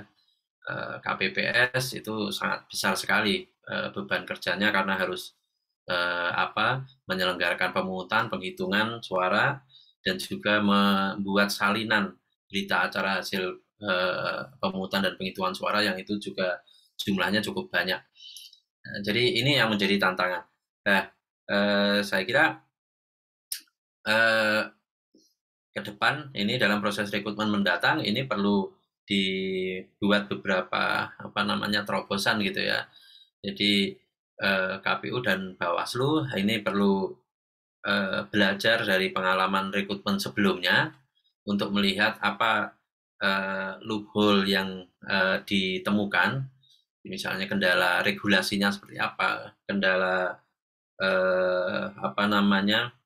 kendala di lapangannya seperti apa dan sebagainya, dan itu nanti dijadikan bahan untuk perbaikan dalam proses pembuatan peraturan KPU maupun peraturan Bawaslu terkait dengan rekrutmen. Salah satu contoh itu sebenarnya kalau di Bawaslu itu rekrutmen pengawas luar negeri ya. Rekrutmen pengawas luar negeri itu yang dilakukan oleh Bawaslu hanya mendasarkan pada atau mempercayakan pada kepala perwakilan Republik Indonesia di luar negeri. Jadi kepala perwakilan itu mengirimkan daftar nama. Jadi sesuai di undang-undang, kepala perwakilan luar negeri itu mengirim daftar nama kepada Bawaslu kemudian memilih dari daftar nama itu. Tapi itu nggak diatur secara lebih teknis. Bagaimana cara kepala perwakilan itu merekrut?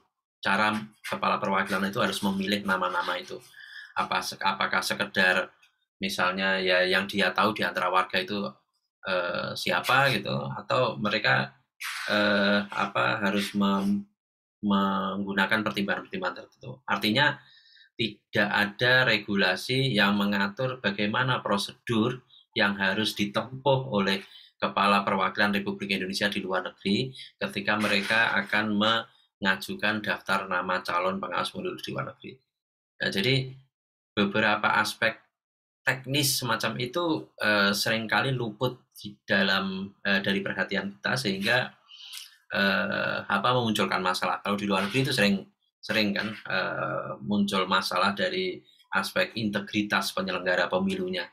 Itu muncul masalah karena dari rekrutmennya juga masih bermasalah semacam itu. Jadi kepala perwakilan Republik Indonesia di luar negeri seakan-akan diberi cek kosong untuk mengajukan nama calon tanpa ada prosedur untuk menginginkan. Nah, di dalam negeri juga mungkin perlu dicermati hal-hal semacam itu. Siapa tahu masih ada ya. Misalnya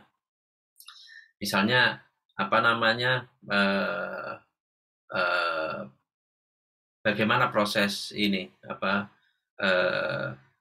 proses pansel itu harus membuat atau apa aspek-aspek yang harus dipertimbangkan oleh pansel dalam memutuskan daftar nama prioritas yang akan diajukan kepada Bawaslu. Itu sepintas yang saya baca di dalam peraturan Bawaslu juga tidak ada. Yang ada itu di dalam surat edaran atau pedoman gitu. Jadi hal-hal semacam itu menurut saya sangat penting karena sekali lagi kita negara hukum, regulasi itu menjadi dasar dari berjalannya sebuah pemerintahan. Kalau regulasinya kurang memadai, maka kinerja pemerintahnya juga akan terganggu. Saya kira itu respon saya. Terima kasih.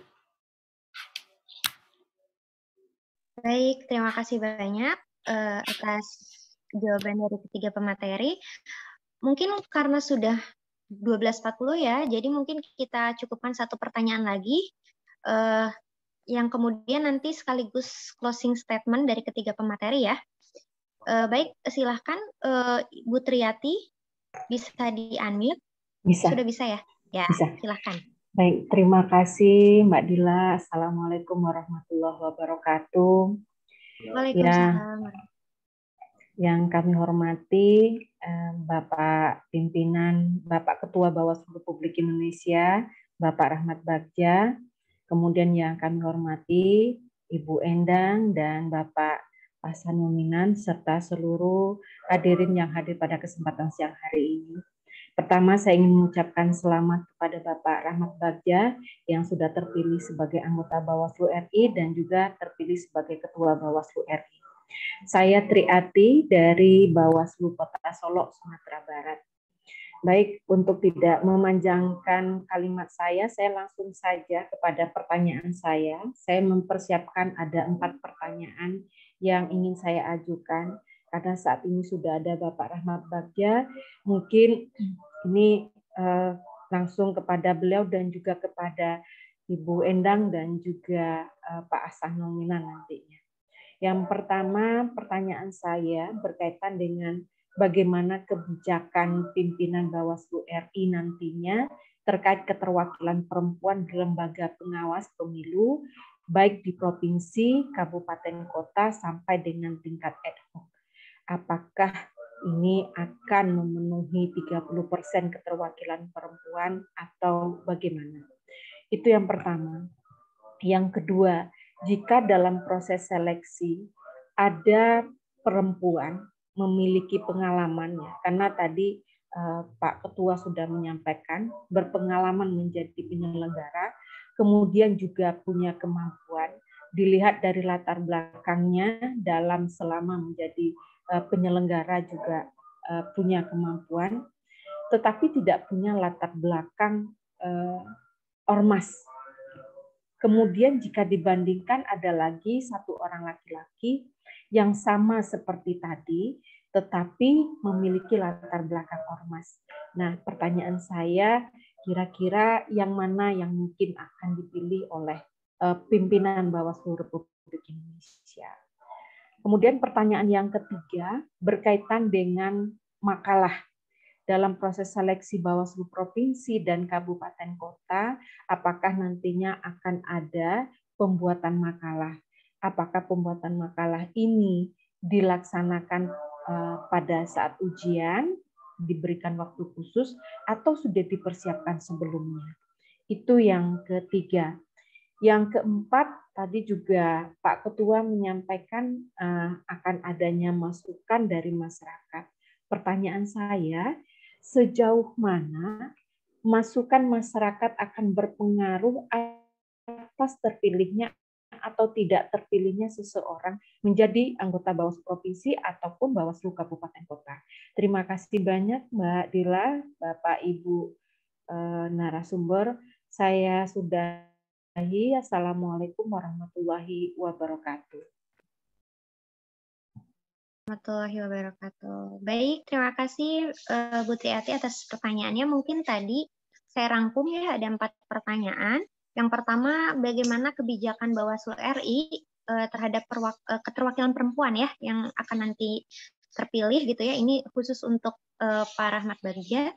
Kemudian yang kedua, studi kasus apabila perempuan yang memiliki kapabilitas dan juga kemampuan gitu ya, tetapi tidak memiliki latar belakang organisasi masyarakat gitu ya, jika dibandingkan dengan calon kelompok dari laki-laki seperti itu, itu nanti kebijakannya akan seperti apa. Kemudian juga terkait persyaratan seleksi pembuatan makalah, apakah akan dilaksanakan sebelum atau pada uji tes tulis atau seperti apa, dan juga terkait dengan masukan masyarakat gitu ya, seberpengaruh apa gitu ya terkait dengan proses penyeleksian penyelenggaraan pemilu. Baik, mungkin bisa dimulai dari Bapak Rahmat ya, sekaligus closing statement barangkali. Silakan Pak Rahmat.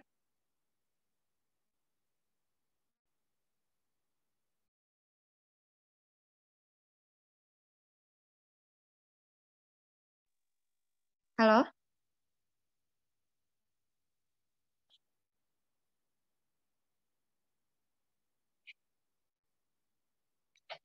Halo, Bapak Rahmat, apa sudah bisa bergabung?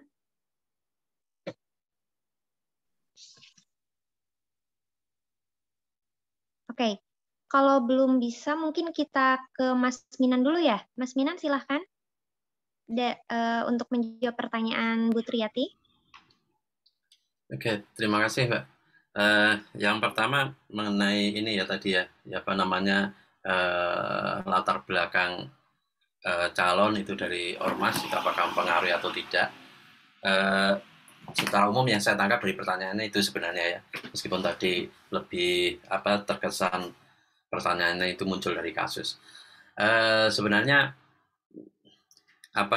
yang mendasar dalam sebuah proses rekrutmen calon pimpinan lembaga negara itu adalah aspek leadership ya, leadership di samping technical kompetensi ya.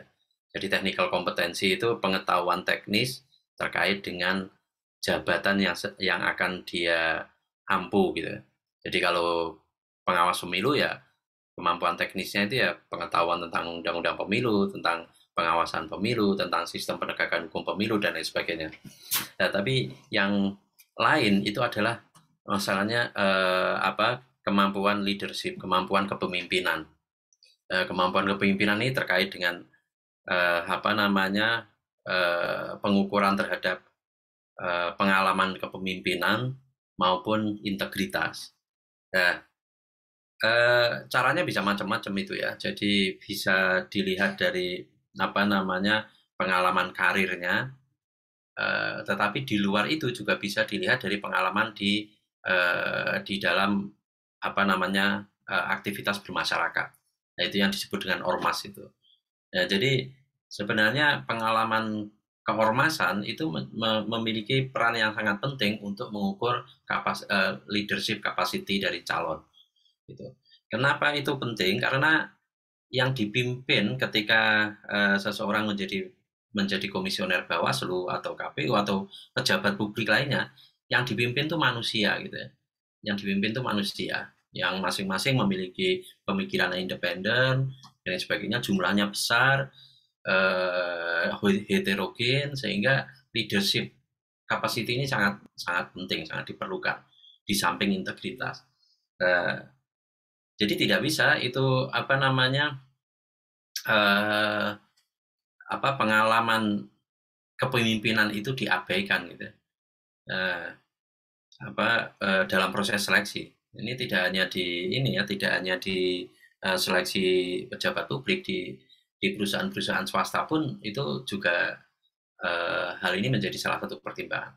Nah, tetapi yang perlu digarisbawahi bahwasanya ukuran leadership capacity atau kapasitas kepemimpinan itu tidak hanya dilihat dari peran di masyarakat, tapi juga pengalaman karir. Gitu. Jadi kalau dia punya pengalaman karir yang bagus, tidak pernah ada cacat misalnya, sebelumnya menjadi pengacara dan di pengacara dia nggak pernah kena teguran dari Peradi misalnya, atau asosiasi pengacara yang lain. Nah, itu bisa dianggap dia leadership kapasitinya bagus, atau dia pernah memegang satu tim, mengelola satu tim dan lain sebagainya. Nah, tapi yang kedua yang bisa digunakan juga itu referensi dari pengalaman di keormasan. Pengalaman di keormasan itu bisa menjadi tolok ukur untuk melihat, terlepas dari apapun ormasnya. Tapi yang penting untuk dilihat itu bukan afiliasi ormas sebenarnya, tapi pengalaman keormasan. Kenapa? Karena dari pengalaman keormasan itu kapasitas leadership-nya yang harus dibangun.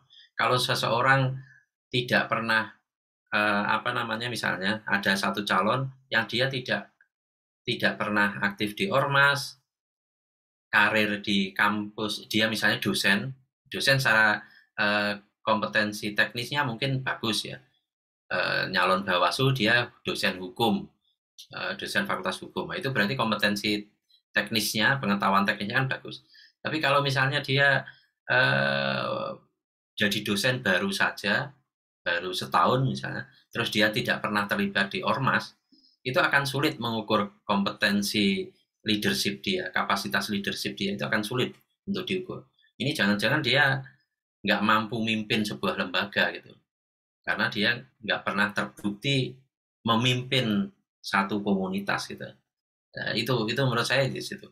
Jadi persoalannya bukan afiliasi ormasnya. Ini Anda ikut ormas A atau ormas B gitu ya. Bukan itu, tapi yang penting sebenarnya orang ini pernah terbukti punya kapasitas leadership yang bagus, dan itu dibuktikan dari keterlibatannya atau pengalamannya di dunia kerja yang menunjukkan kepemimpinan. Jadi pernah menjadi supervisor, pernah jadi ini. Jadi pengalaman kerjanya itu bukan jadi staff terus. Kalau dia pengalaman kerjanya jadi staff terus ya nggak layak jadi komisioner gitu. Ya layaknya nyalon jadi staff gitu ya. Nah, tapi kalau pengalaman kerjanya dia pernah jadi supervisor, jadi ketua, jadi koordinator, ya itu mungkin layak. Atau kalau nggak gitu ya dari ormas. Jadi itu. Terus ya saya kira saya akan fokus di situ ya. Terus kemudian untuk makalah tadi, ini sebenarnya pengalaman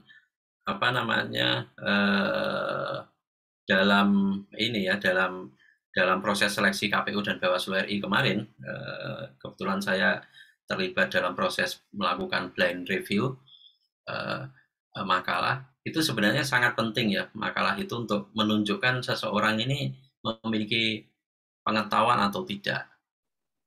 Meskipun kemarin itu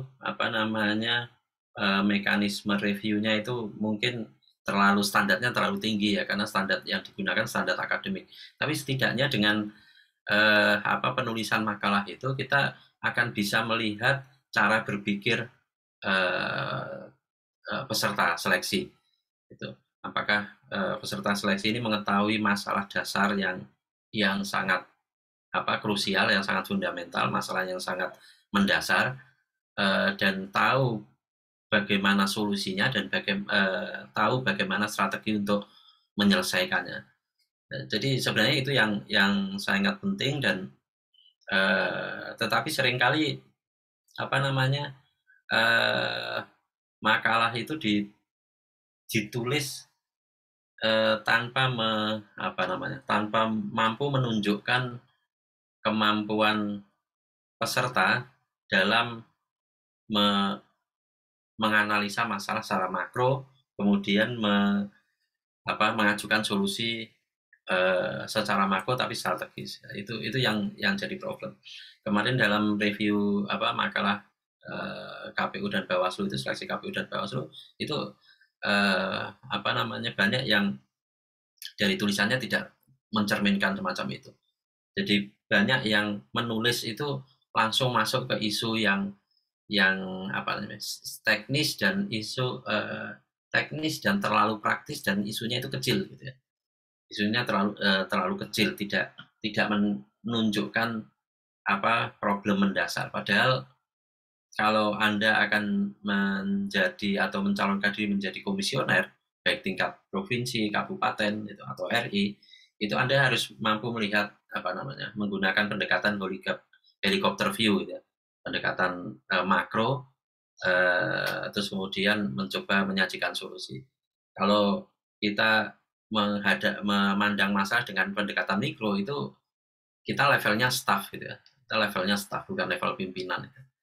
Nah itu menurut saya yang makalah itu sangat penting, dan saya yakin itu akan tetap dipertahankan ya di seleksi KPU Bawaslu di daerah itu. Makasih. Baik, terima kasih kepada Mas Minan. Kita lanjut. Pak Rahmat, apa sudah bisa bergabung kembali?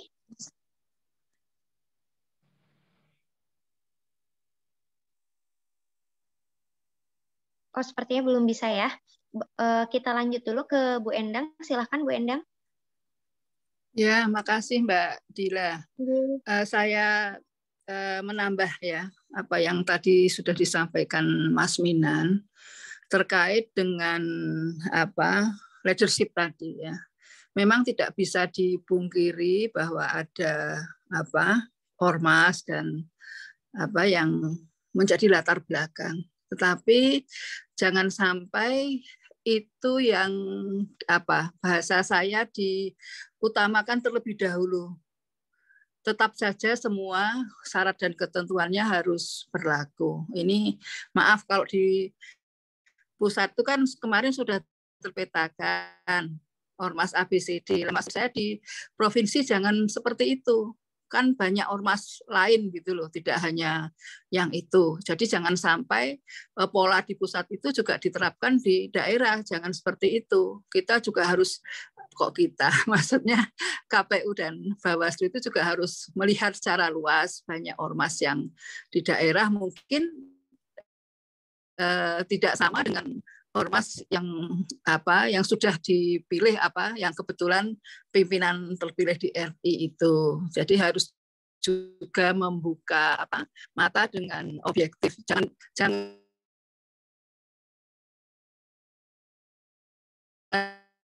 Jangan ditentukan ormas yang saya dikedepankan semua syarat dan ketentuan, ya ormas juga dilihat. Jangan semata-mata ini A dari ormas ini harus jadi, ya jangan seperti itu ya. Kadang-kadang mungkin tanpa disadari kesan itu kan muncul ya. Tapi pada intinya yang disampaikan Mas Minan tadi sepakat ya. Kemudian untuk model makalah itu mungkin maksudnya makalah yang terbimbing gitu ya. Jadi tidak dilepas dalam pembuatan makalah dengan tema ini, bukan seperti itu, tapi terbimbing sehingga dari makalah itu bisa diketahui latar belakang dari si calon, kemudian bagaimana komitmen dia akan kerja, ya itu bisa tampak di situ ya, sehingga ada pilihan bagi penilai bisa menangkap setidak-tidaknya yang menjadi niat dari para calon dari makalah tersebut. Kemudian saya pribadi siap maksudnya melakukan pemantauan ya, mungkin karena sudah di luar penyelenggara, ikut memantau dalam proses seleksi yang dilakukan nanti baik Bawaslu maupun KPU, dan izin jika memberi masukan ya, agar apa yang dilakukan, apa yang nanti terpilih itu betul-betul bisa sesuai dengan aturan perundang-undangan. Dan ini masih ada waktu ya, khususnya bagi Bawaslu sedini mungkin untuk yang pertama tentu mempersiapkan segala aturan, dan jangan lupa bisa melibatkan segala unsur dari apakah penggiat pemilu ya, untuk bisa memberi masukan seoptimal mungkin, dan juga melakukan evaluasi dengan cepat proses yang lalu, sehingga apa-apa yang kurang bisa ditutup, bisa disempurnakan pada seleksi kali ini. Terima kasih Mbak Dila, itu saja. Baik, terima kasih banyak Bu Endang. Oke. Apakah Pak Rahmat sudah bisa bergabung? Sepertinya ada gangguan internet ya.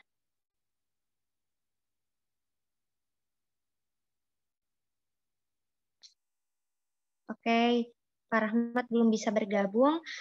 Baik, mungkin tadi sudah ada ya beberapa poin dari diskusi kita pada kali ini terkait dengan inklusivitas penyelenggaraan pemilu, yang mana pada pemilu mendatang gitu ya diharapkan keterwakilan perempuan itu terlaksana ya sebanyak 30% baik di pusat maupun daerah. Bagaimana tidak hanya keterwakilan perempuan di penyelenggaraan pemilu, tapi kepada tim penyeleksi juga diharapkannya mampu melihat kapabilitas dan pengalaman kelompok perempuan gitu ya, yang kemudian bisa mengisi ruang-ruang penyelenggaraan pemilu, yang nantinya mungkin Bawaslu setiap tingkatan dapat mensosialisasikan bagaimana rekrutmen secara luas itu dapat dilakukan dan disasar kepada kelompok perempuan seperti itu.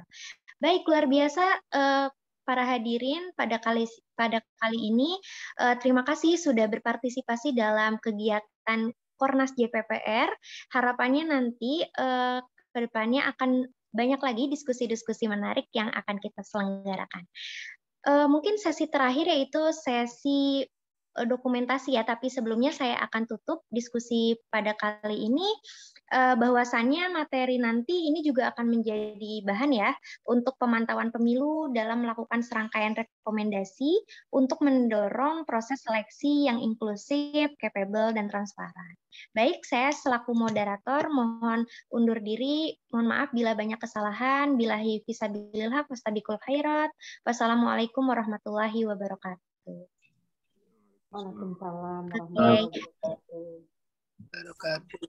Atur nuwun Bu Endang, Pak Ketua, sama Mbak Mas Minan, Bapak Ibu sekalian. Ya. Terima kasih semuanya. Selamat puasa. Pak Ketua dan Bunda Endang. Pak Ketua dan semuanya, terima kasih banyak. Sehat selalu. Ya, mudah-mudahan sehat selalu Bunda. Ya. Terima kasih. Assalamualaikum. Ya, terima kasih atas Amin. berbagi ilmunya Pak Bagja, Bu Endang, semuanya. Assalamualaikum.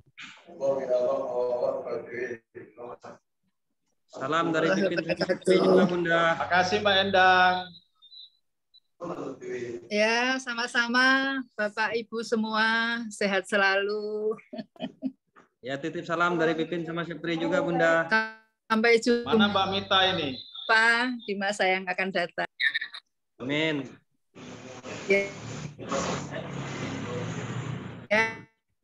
Mbak Mita, salam buat Said ya. Ya, sehat selalu semuanya. Izin ya Bapak Ibu meninggalkan. Ya, terima kasih Bu Endang. Ada. Dia itu suaminya PMI.